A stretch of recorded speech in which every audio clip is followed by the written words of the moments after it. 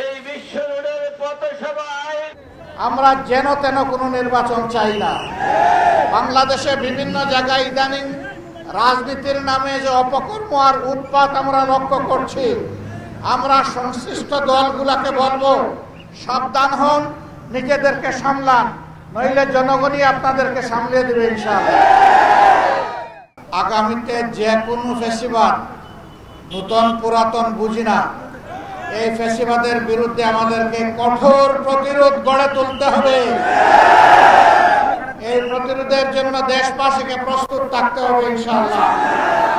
বিশেষ করে যে যুবকরা বুক চিতিয়ে রক্ত দিয়ে জীবন দিয়ে আমাদের কাছে বাংলাদেশকে আমানত রেখে গিয়েছে, আমরা সেই রক্তের সাথে কাউকে বেঈমানি করতে দেব না ইনশাআল্লাহ। তাদের রক্তের পূর্ণ পবিত্র মূল্য আমরা পরিশোধ করতে চাই।